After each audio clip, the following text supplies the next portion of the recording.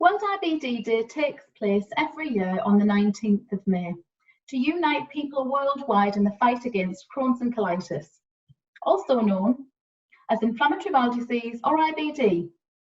There are 10 million people worldwide who have been diagnosed and are living with inflammatory bowel conditions. So this year, Hollister and Danson have united to bring together Sue Lennon, nurse, therapist, educator and coach in conversation with Victoria Danson to raise awareness about these conditions. Hi, I'm Sue Lennon and I'm here today with Victoria Danson, who's going to talk to us about her life with IBD and how she makes IBD work. Hi Victoria. Hi Sue. It's great to see you. I wonder if you could just introduce yourself. It's probably better that way. Yeah, hi, so I'm Victoria, I'm 30 years old. I was born in Blackpool and I spent the first part of my childhood in Preston, and then I moved to Chorley, which is where I currently live with my son Louie, who's 4. I run a hairdressing business, Victoria Louise Hair, and I am founder of Crohn's and Colitis Support Group Lancashire. You're a busy girl. So can you tell me, how old were you when you started with symptoms of IBD, and how long did it take to get diagnosed? Yeah, so I was around 17 when I first started with symptoms. So I noticed a difference in my toilet habit. So I was going more often. It was a lot of diarrhea. There was blood in my stool, mucus. I had lots of abdominal pain, felt really fatigued. And at first, I just put it down to working 2 jobs. So I was training to be a hairdresser. So I was doing an apprenticeship, working full time with that.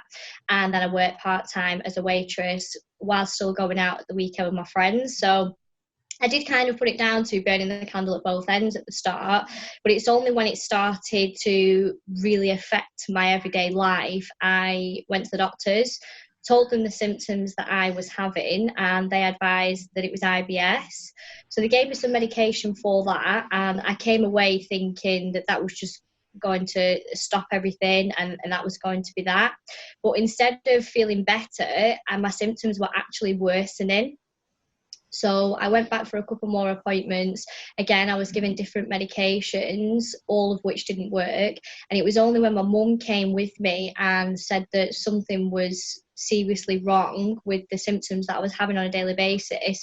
And that's when they suggested for me to go for an endoscopy, which is a camera around the bowel. But I'm too nosy, so I didn't want to be sedated. I actually watched the camera go around, and a normal healthy bowel is pink in colour, and my bowel was really red, it was angry, it was ulcerated, it was very yellow, and I could see that it was really inflamed. So as I was going for different tests, my life became hospital admissions, scans. I had lots of MRI scans, CT scans that I had reactions to. I had to go for blood tests. I also started on a medication. It was quite hard to actually adjust to this new life at such a young age where, you know, normal 17, 18-year-olds you're quite free at that age. You don't really have any responsibilities. You're still living at home. And I had to adjust to this new life about the foods I was eating. I had to plan around always knowing where the toilet was because of urgency. But it was really helped by the people that I had around me. So family have always been really important to me, especially my mum, who has been there from the IBD journey from the start. So, you know, from pushing to get the endoscopy to being there at the diagnosis. And she's also had to see me at my weakest moments when I have had to have surgery, and she's seen me in intensive care. She's been there when I've took my first steps, and then now with the support group, she comes to every meeting. We did a fundraising event last year. She gave her own time to come and help me do that, and she's always behind me, believing in me, and I think that's really important, along with my grandma, who I'm really close to. My grandma's been there since the day I was born. She's really important to me. But it's actually my mum's birthday today, so I'd like to say happy birthday to my mum. And Louie has actually made some homemade cards for her. Oh, that's cute. So although we can't see her, Ta-da! How lovely. Yeah, so I think it's really important when you are going through tough times to have people around you that you can rely on, and you know, to support you. Well, what's your mum's name? Sandra? Sandra, happy birthday.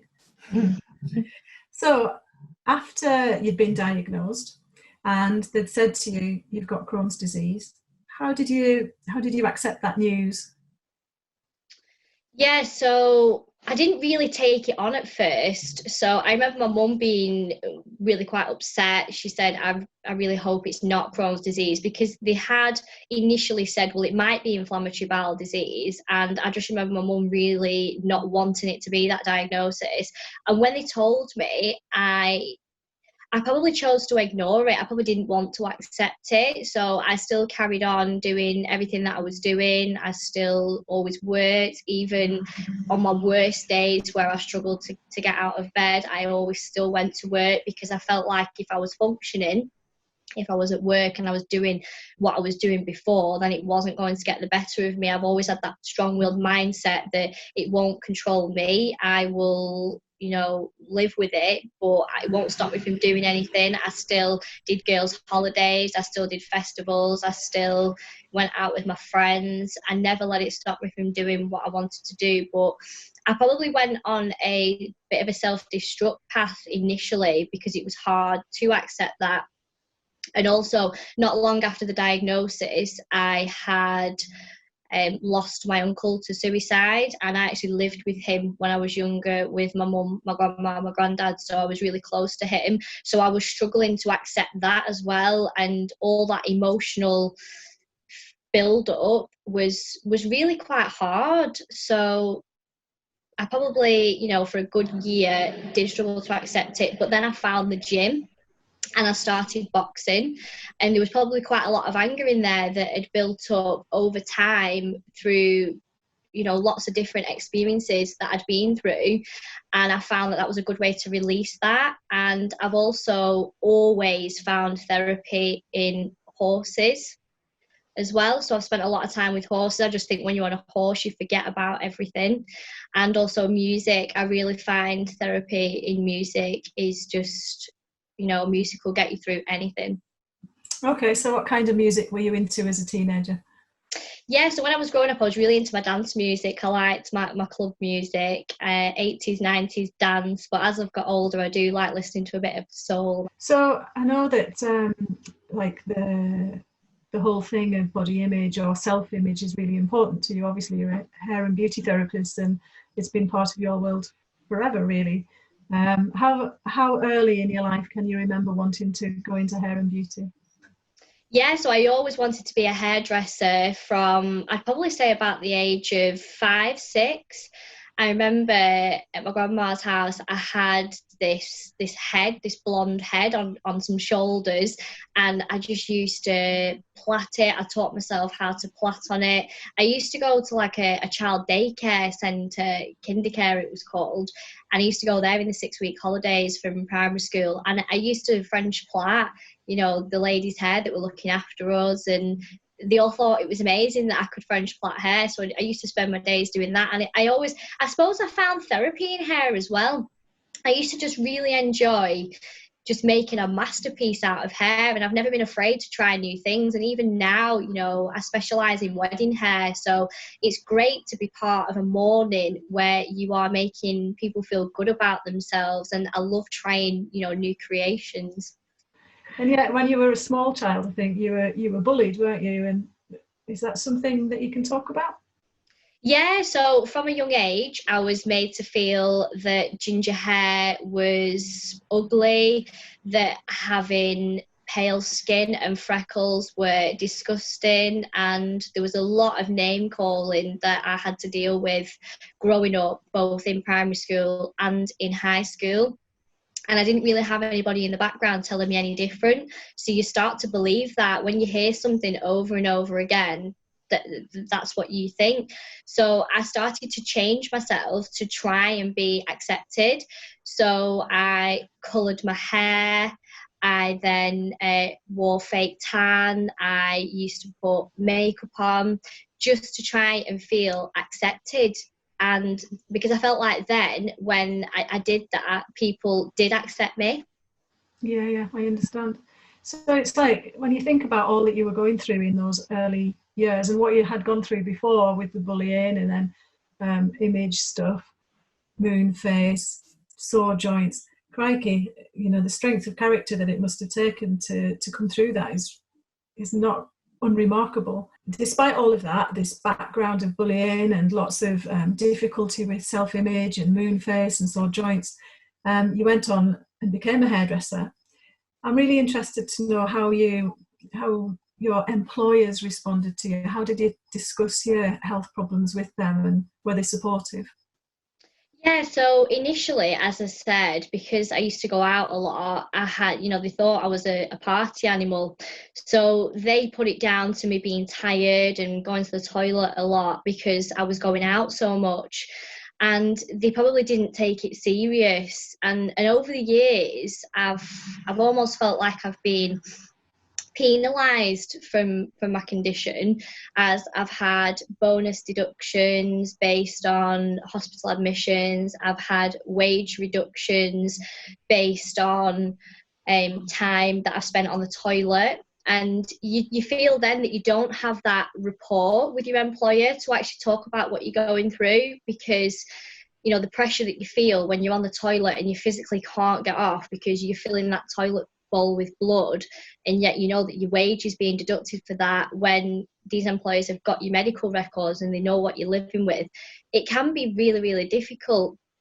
But my clients have always been fantastic in supporting me, and they have always supported everything that I do with the group. But I did have one manager that, when I was having my surgery, was absolutely fantastic. She came to see me in hospital when I had the surgery, and she's a really good friend now to me. She also supported me in going back to work because I struggled confidence-wise to return to work after having so long off after my surgery, and she was really, really good. Okay. There was a point when you had to quit hairdressing, wasn't there, because you were really unwell? Yeah, I did. So I managed to get my qualification, and then I worked in the salon for a few years, but it just became unsustainable to be able to stand on my feet all day with all the symptoms that I was experiencing, side effects, and when I had to have time off for hospital admissions, you almost felt guilty because you had to prove how unwell you were. So I just found the pressure was too much, especially when you're working in a hairdressing environment. Everything's about timing. So, when you have a client and they've got a colour on and then you need to do your next client, if you're on the toilet, you're lucky if you get 5 minutes for something to eat. So I just found it was too much. So I decided to take a break. Yeah, okay. So how did it feel, given that you'd worked so hard for this life, this future and career, to have to, or to be forced really to give up that? How did you cope with that? Yeah, it was really hard. It was really difficult, and I felt like I'd failed. And, it almost made me feel inside that I was disappointed that I couldn't do what I wanted to do. Yeah. And also, hairdressing must have been part of your identity as well, mustn't it? Yeah, definitely. And I was so glad that I was able to return to it after my surgery, because it's what I absolutely love doing. Yeah. So it seems to me, and obviously I've talked to other people too, that having IBD is just a constant stress. I mean, even if your IBD is relatively well managed and going through a calm period, it doesn't ever leave you, does it? The concern that you have about your body. So I'm wondering about mental health support. Did you have any kind of mental health support in the early years? I'm thinking in the lead up to you going for surgery.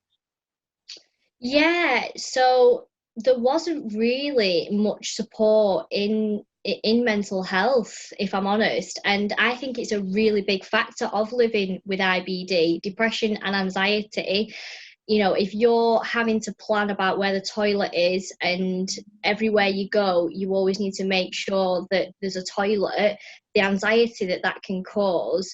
And no, I didn't really feel like I could talk about it, because it wasn't really spoken about. Inflammatory bowel disease 11 years ago wasn't really spoken about, and because it's becoming more common now, and I think because people are sharing their stories more, it inspires others to share their story. And when you do talk about what you've been through and even just how you're feeling, it releases a weight off you. You know, you feel better for talking about it. And I think talking about inflammatory bowel disease itself is really important, and it's something that people with Crohn's disease and colitis should definitely do if they feel like, you know, they're confident enough to do that. And that's the problem, because kind of socio-culturally talking about bottoms and bowels isn't something that's easy at all. It's not something that's particularly acceptable. Yeah, people don't like talking about poo, but when it becomes part of your life and you have to get used to using public toilets, and even, you know, planning your day, really planning ahead and making sure that you always have spares on you and tissue, because sometimes that's not always available. And also a radar key really helps, which allows you to access any disabled toilet. That takes that anxiety off you, because you know you'll be able to have access to that toilet, because there's nothing worse than when you're out and there's a queue, like the tension that causes when you know there's a queue and you probably won't be able to wait. You know, at least you've got the radar key and that'll help you have access to a toilet. Okay, so how do you go about getting a radar key? Is that something that's offered to you, or you have to go through a process, an application or something? No, so we actually have radar keys within the support group. So when members come to our meetings, they have the option to have a radar key, or you can also ask nurses. They will be able to have access to different companies that would be able to get a radar key. All right, that's so. Throughout your IBD journey, I know you mentioned earlier that you had surgery and that surgery was mentioned earlier. How realistic did you think that was? Was it something that you accepted might come along one day? I never thought that I'd have to have surgery. I used to have a laugh with my consultant in clinic, and he used to say, you know, you do realise that a certain amount of patients with Crohn's disease will go on to have surgery. They will need to have a stoma. And I always said, there's no way, you know, that I'd ever have that. I'm not having that. It was almost like a definite no. I was willing to do absolutely anything other than have that. I was willing to take the really harsh medications and deal with the side effects than have the surgery. So before your surgery, did you have any misconceptions about stoma surgery, you know, and how that would be life with a stoma? Yeah, I did. So I'd never actually seen an ileostomy bag before, so I thought they were going to be really big and ugly.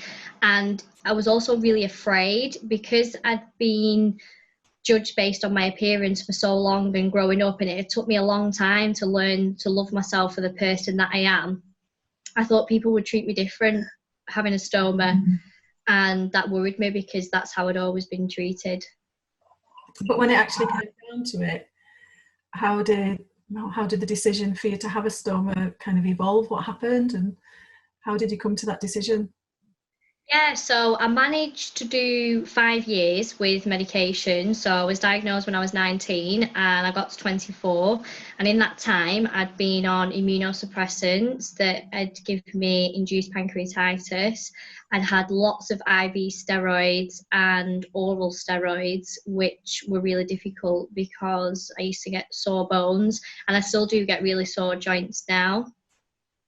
And it was just really hard to be able to come to terms with, you know, living with having to take all these tablets every day, the side effects that it was giving me. So I never thought about surgery, but what happened was I noticed a change in my symptoms. So I didn't have diarrhea, but I had really, really bad pain on my right side, a pain that I hadn't had before. I knew the classic Crohn symptoms, the pain that I'd had before that, and I could deal with that, but this was a different pain. And I had lots of different tests and scans, but it wasn't showing anything. which I found quite frustrating because I knew that something was different. I knew something was wrong.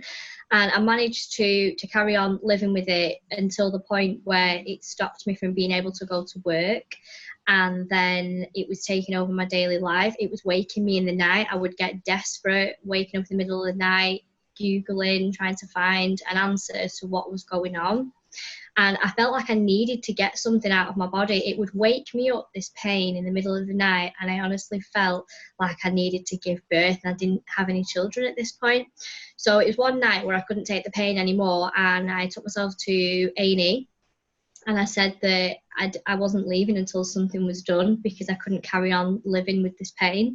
And that's when they took me up to a ward, and my consultant came to see me, and we'd always had a laugh in clinic, and he took one look at me, and by this point I was on all fours screaming because morphine wasn't even touching the pain, and he got an ambulance, and I was blue lighted to another hospital, which is a major trauma centre.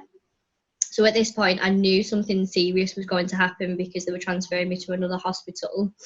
And they did a scan that showed I had a mass on the right-hand side in my terminal ileum, which is where most of your nutrients are absorbed in the small bowel.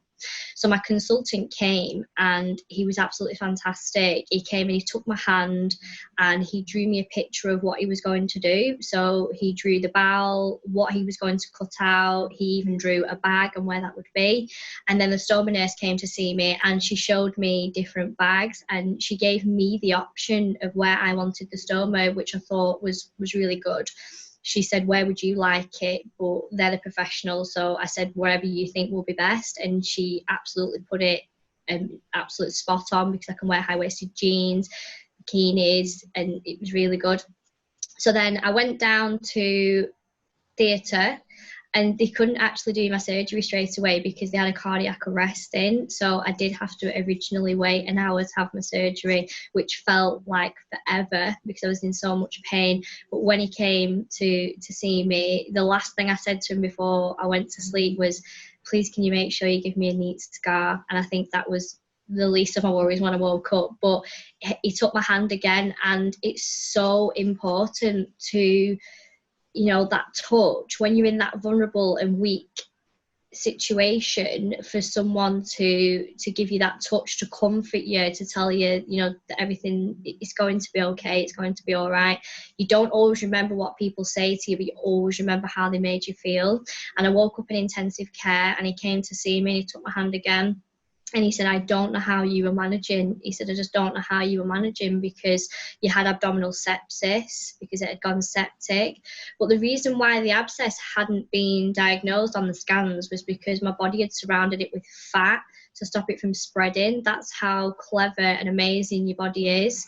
And I'd had 18 inches of my small bowel removed, so we'd had to remove 18 inches, and he'd formed a double barrel stoma, which is where you have your small bowel as a stoma, and you also have a small bit of your large bowel as well. So it's almost like the two that would be connected back together if you were to have the reversal. Yeah. Okay. Sounds like you've had an amazing support from your consultant team. You know, I mean, not just the consultant, but the stoma care nurse and everybody in that team. Did you feel like very much part of your care, if you like, central to what was going on? Oh, absolutely. The aftercare was fantastic. The stoma nurses were so empathetic. They were so sensitive because my life had changed within a couple of days. My life had totally changed, and this was going to be my new life now. So I had to even get used to emptying the bag, changing the bag. I really used to struggle with having the weight of the bag. So I used to feel like I was really weighted down on the right hand side. And also even the small things like having the catheter removed, having the oxygen removed, they were always there to be with me when I was having that done. So that was like progression to me, but they were always really, really supportive. And still now they're fantastic. They always back the support group, and they're always telling patients about it. I was going to ask you about the stoma care nurses as well, Victoria. Are they still part of like your daily care now? And also are they linked into the support group as well? Yeah, I don't see a stoma nurse for my daily care just because I feel like, they've got so many people to see. And if I have an issue, I'll ring one of them and I've got the advice line and they'll give me some advice. But they are so influential in my life now. They have been to the support group. They have given me contacts for our sponsor that now pays for the room. And they always give my details to patients who are thinking about having surgery, so they will advise that they can speak to me, because if I can imagine how hard it is when you are told that you need to have a stoma. For me, it was emergency, and I'm thankful for that, because I didn't have time to think about it and I was in that much pain. I would have done anything, but I can imagine how daunting it can be thinking about having this surgery because you've got time to think about it. So I'll speak to a patient and I'll answer any questions that they've got, any fears that they have, and they're always so relieved to be able to speak to somebody just to help give them a bit of peace of mind, really. And they invite me along to stoma education days. I've done guest speaking for the NHS. They invited me along back in December. So yeah, they're a big part of my life. They're fantastic. They do a great job. That's absolutely brilliant, isn't it? And like the sense of an ongoing relationship must be really quite rewarding for both parties, I should imagine, like for you and for them. So is there anything that you wish you had known before you had your stoma that you've since found out, or that you advise other people? Yeah, so I really wish I would have known that it was going to change my life for the better, that I was going to achieve more in the last 6 years of having a stoma than the 24 years before that, and that I would have known that it was going to be okay dressing it, because there's lots of different support wear out there, and I didn't know anybody that had had surgery, so I didn't know to ask these questions or, have this information. And was there anything that really made a difference to you, in the early days, just after you'd had your surgery, something that really kind of turned you around? Yeah, so just after I'd had the surgery, when I started to recover and was back on the ward, the stoma nurses actually arranged for 2 girls to come and see me who'd had surgery and were living with a stoma. And I remember seeing them, and I hadn't washed my hair for like 2 weeks, and I'd lost lots of weight and I felt awful. So when I saw them come to my bedside and they had the makeup on, they looked good, they were working, they were leading an active life, they had children, and they were telling me about their experiences of being in hospital. That was a bit of a light bulb moment for me to realise how important talking is. And it also gave me a bit of a light at the end as well, because when you're in that hospital bed and you're on your own, family can visit at visiting times, you have a lot of time to think because you're in there.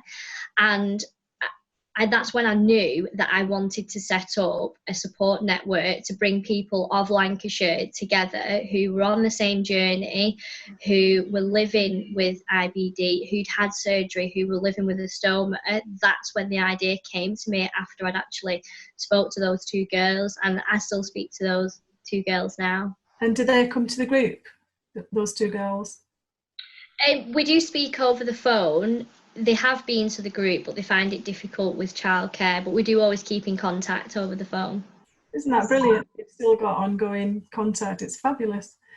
So in terms of your kind of healthcare recovery, what were your goals? I mean, obviously you had to get strong and get better before you could launch yourself into starting a support group. Yeah, so this became my focus. Once I had this idea in my head, that became the focus then, and I was looking forward to being discharged from hospital. So when I was discharged from hospital, I was still really weak because I'd gone down to 6 stone. I'd lost almost all muscle mass and I couldn't even walk up the stairs. So I actually moved in with my grandma and granddad, which was really nice because that was back in the family home that I grew up in.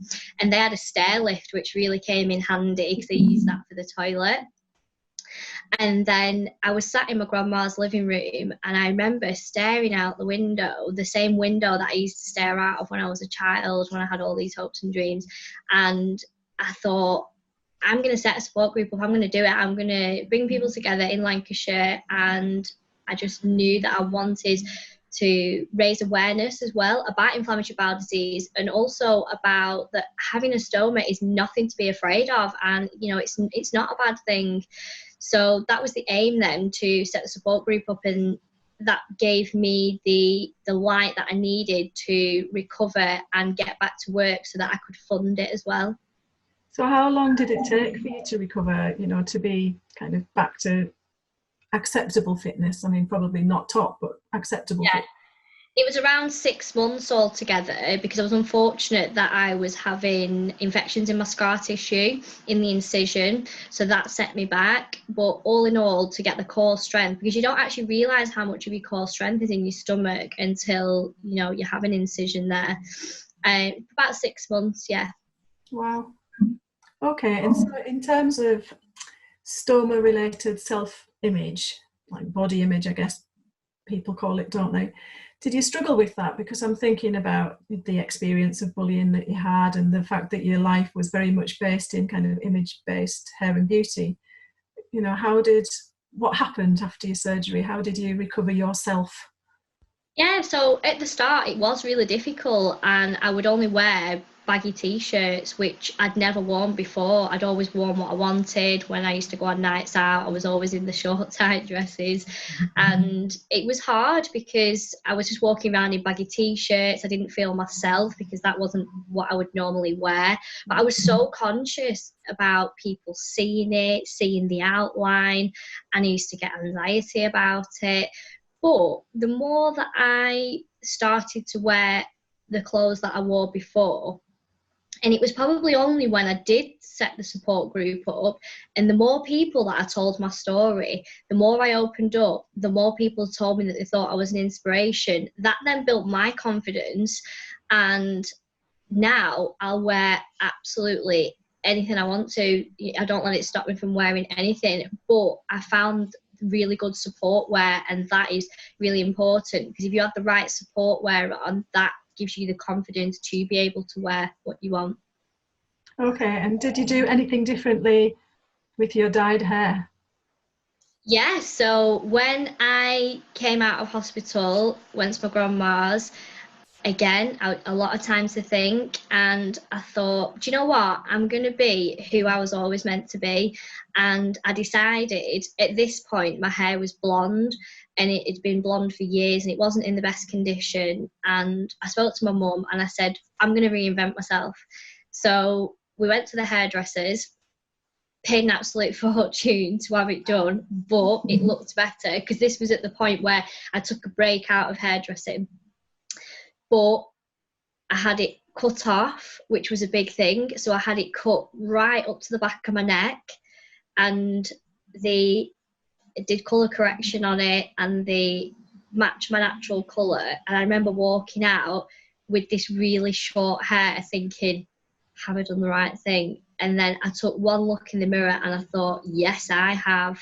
And I loved it. And I went back to my natural colour, and I thought, I can be me. I can be the person. I don't have to hide behind this mask. I don't have to hide behind this image anymore. I can be who I want to be. Yeah, that's absolutely brilliant. So what advice would you give to others who are struggling to adjust, you know, with their kind of altered body? Yeah, so I'd always say give yourself time. Don't expect just after surgery that you're going to feel like everything's going to be amazing, because people say to me now, you know, you're so strong, you're so amazing, but that's all built through the path and the journey that we walk through in life.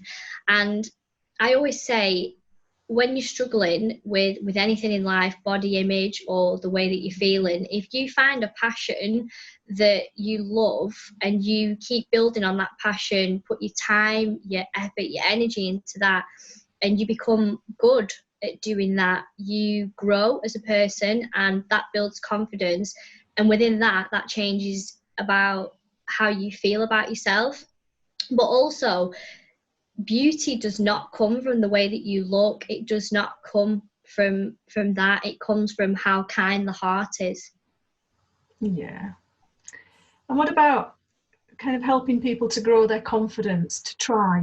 You know, I mean, I know that you've been traveling and you've done some really quite adventurous traveling, and you swim, you know. I mean, how was that the first time that you put on a swimming costume after you'd had your surgery? You know, it must be quite, I don't know, you tell me.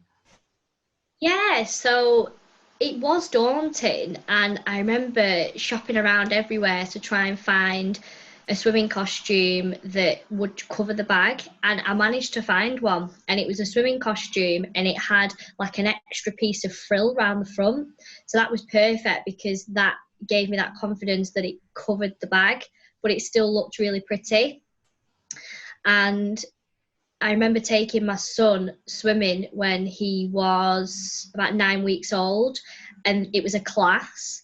So we used to have to get in the water, and there'd be 6 of us, and it'd be quite daunting because you're having to walk around a pool and get in, and you know there's people in the viewing gallery watching. But I knew that if I didn't get in the water every week with my son, he was going to miss out.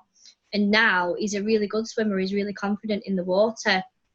And I always think it's good to put yourself out of your comfort zone because, again, that's how you grow. And I decided that I wanted to start seeing the world. So I went traveling around Thailand. That was absolutely fantastic to see lots of different culture and experiences. And then I decided last year that I wanted to go traveling to Bali. So I went solo traveling to Bali. And again, what you experience out there. And I think when you do something on your own, you're more inclined to speak to other people and meet other people. So I met lots of different interesting people, and everybody has always got a story, and I'm always really interested to hear that as well. So would you say that you feel more free now that you've got a stoma than you did before? 100%, definitely. I feel like I'm not tied to the toilet every day, even though it is still really important to know where a toilet is wherever I go. Not having that urgency is so important to me because I do lead such a busy and active lifestyle. I just don't think I would have the time to be able to be on the toilet all the time like I was. And I feel like it's given me my life back. I've got control again of my life. I can enjoy my life with the people around me that mean the most to me. Yeah, sure. So if you were offered a reversal, what would you say?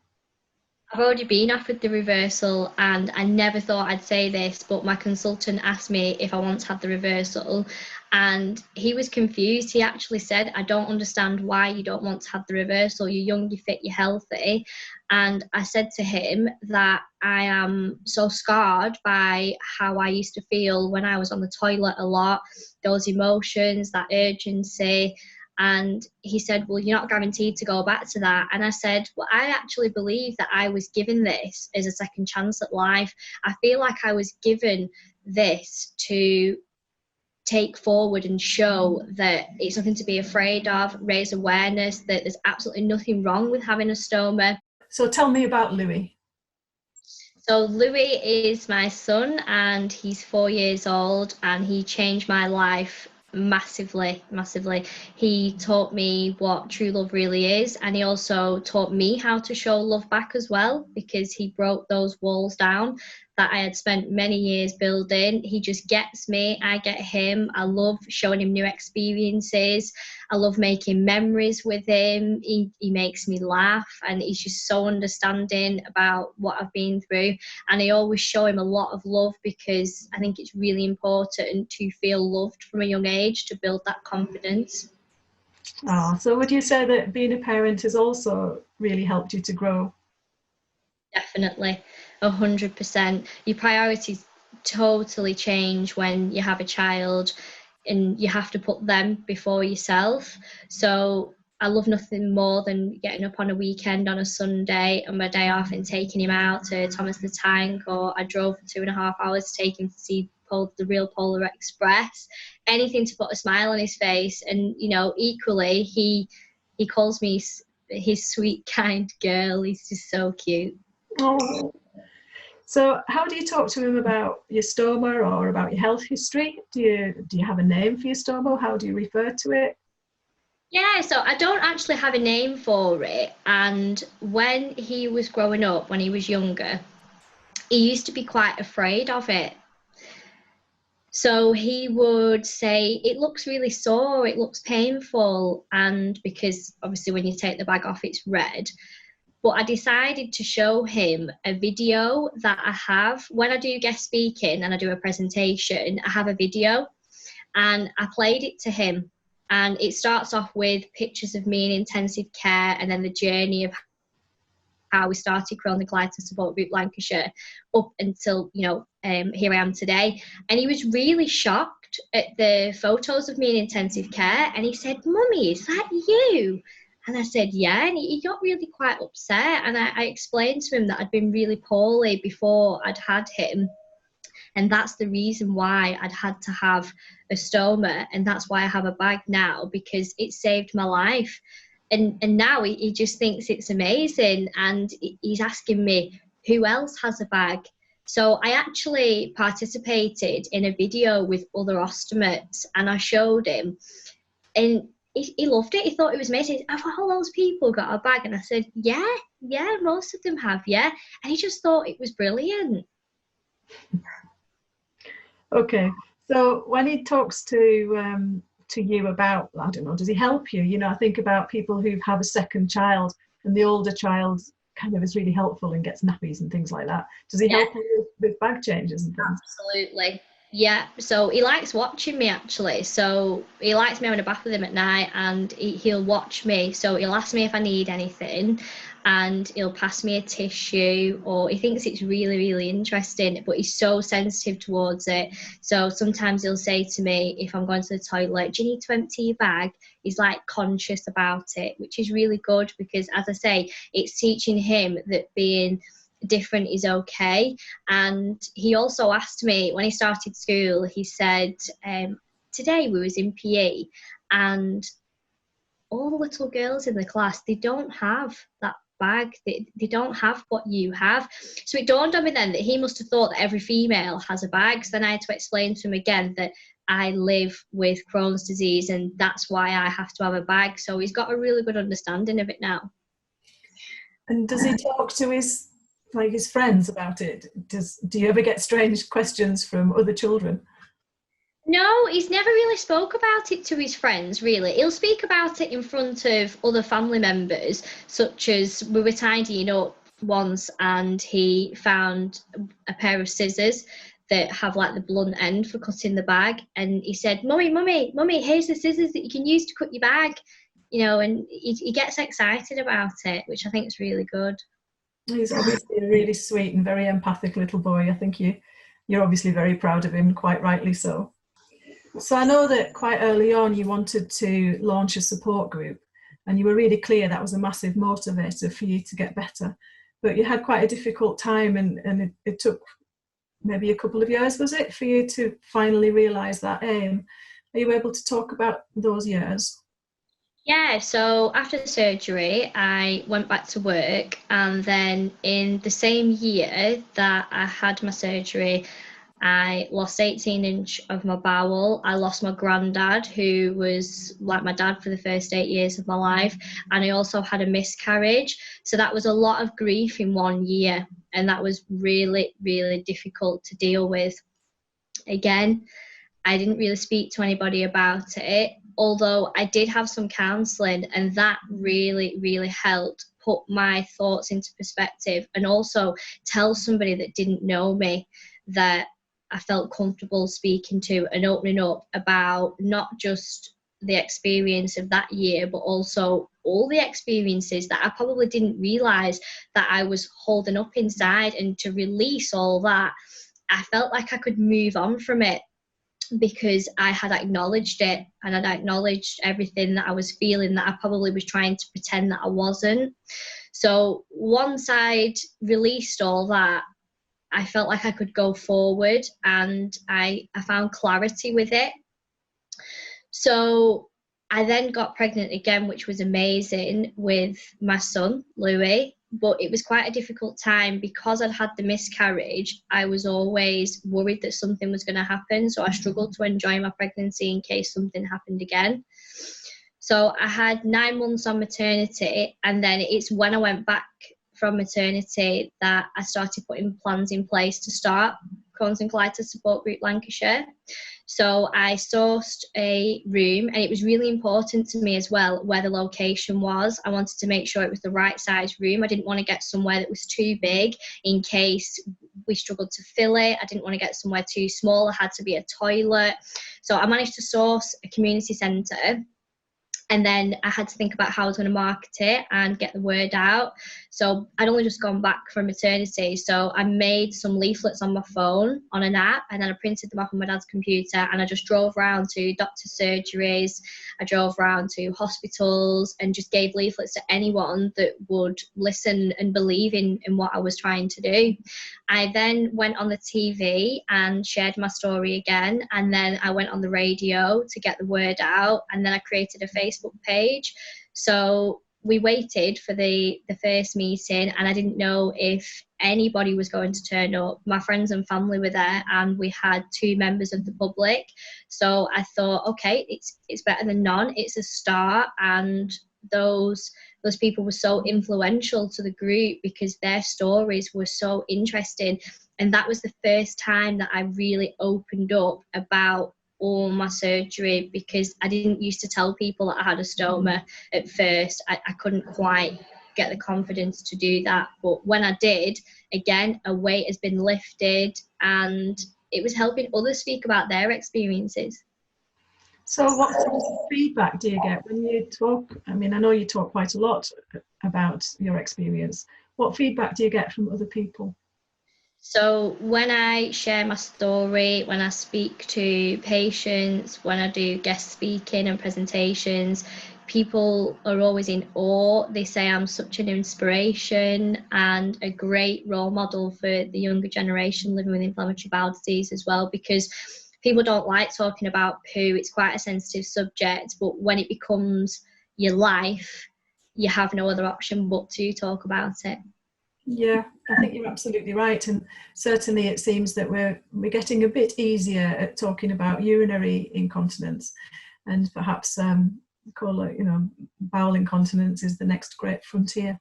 Yeah. I'm sure you're just the exact person to start breaking that down. Yeah. So if somebody comes along to the group, what happens at a meeting? What should they expect? Yeah, so what I try and do is we'll do a general meeting where members can talk about anything. So I call that an open meeting. So they can discuss new medications, they can discuss diet, because that's really important. They can discuss how they're feeling emotionally. And then I'll have a guest speaker. So we'll do alternate, and I'll always have the guest speaker something IBD related. So we've had mental health charities, which is so important because depression and anxiety can be real key symptoms with living with inflammatory bowel disease. And also we've had nutritionist, which again, it's the digestive system. So I am all for herbal supplements and eating really healthy foods. And we've also had ostomy companies there, because as I say, I had never seen an ileostomy bag before I'd had surgery. So not only is it beneficial for ostomates, but also to members of the group who may be thinking about having surgery or do have to have surgery in the future. It's really good for them to have an insight into that. I'm sure at the moment you're using an internet platform, aren't you, as well? Yeah. So every 2 weeks we have a check-in, and we're doing quizzes as well to make it a bit more interactive. So I'm not sure when we'll be able to resume the meeting, but hopefully in the future. Why am I not surprised that you're incredibly adaptable? Well, where there's a will, there's a way. Yeah, quite right. So who supports you in the running of the group, and is there anything that you'd like to say to them right now? Yeah, so I have trustees, I have a committee board, and they're just absolutely fantastic. The time that they give, they're always on board with the ideas that I have. They give their time to help support the group, get the word out there, raise awareness. And I'd just like to say thank you so much for everything that you do in supporting the group, believing in the group, and getting the word out there and raising awareness. And it's fantastic what you do for us. Thank you. That's lovely. So what about kind of the personal rewards for you? You know, it must take an awful lot of time and a considerable amount of energy. What do you get back from running this group? So I get great personal satisfaction of supporting and helping people through my own experiences. So when you give advice to somebody who hasn't spoken to anybody else that's living with inflammatory bowel disease, they are so grateful for you to put their fears at rest, to give them peace of mind, to give them support, to listen as well. And people really appreciate you giving the time. And I get really just a real sense of satisfaction, and it inspires me and drives me to want to help so many people and to help more and more people that we can. Yeah. So how do people make contact with the group? How would they link up with you? Yep, so we have a Facebook page, Crohn's and Colitis Support Group Lancashire. So if you'd like to message our page, when our meetings are up and running, it's at Buckshaw Village Community Centre in Chorley, and we do those on the last Tuesday of the month. But at the minute, we are doing Zoom meetings. So if you'd like to join our Zoom meetings, I can send that information over to you. Excellent. And so what about, let's say you've got an English-speaking person in another country, I don't know, in Timbuktu, and they're seeking support. Would you be able to support those people too? Absolutely.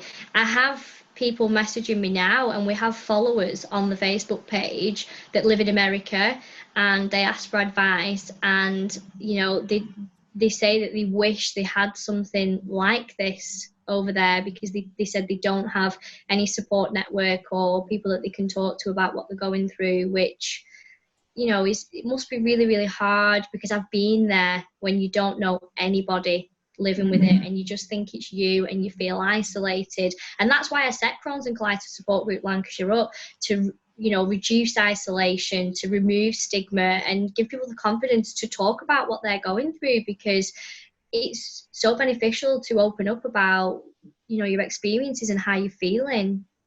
Yeah, and I guess I just think about people who live in really remote communities, or, you know, on an island off the northern tip of Scotland, or, you know, where there is literally nobody else who has a bag or who is going through what you're going through. How do you reach out and find that support? It must be very difficult. Yeah, we also have a forum as well, which is Crohn's and Colitis Support Group Lancashire IBD Forum, and that's a private closed forum. So if anybody has questions, they can put in there and other members can respond. Okay, excellent. And so from that, I suppose it's there must be top tips, if you like, that are common, you know, questions that are common. And you have top tips for people maybe newly diagnosed with IBD, or top tips for people facing stoma surgery. Have you got anything to say? Have you got any top tips to offer right now? Yeah, so what I would say is, if you have been newly diagnosed, diet and lifestyle is a major factor, because when I changed my diet and lifestyle, that's when everything changed. So I think it's really important to change your diet. There's lots of different things that you can do. So cutting out eating processed foods, skins on foods because they're hard to digest, herbal tea, turmeric and green tea is really good for you, and also stocking up on antioxidants such as berries. I eat them on a daily basis.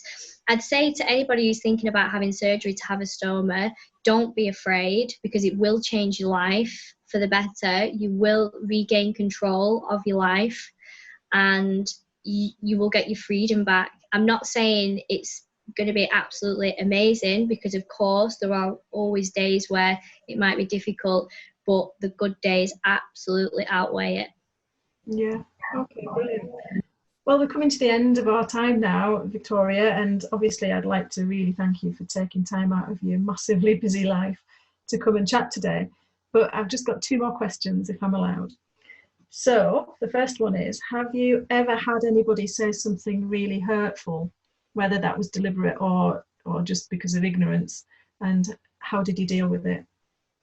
Yeah, so I remember when it was one of my first nights out actually. So I'd already had to overcome the body image, and I'd started to wear clothes that I was wearing previously. So it was quite a big thing to start going out again, because obviously you've got to use shared toilets or, the disabled toilet.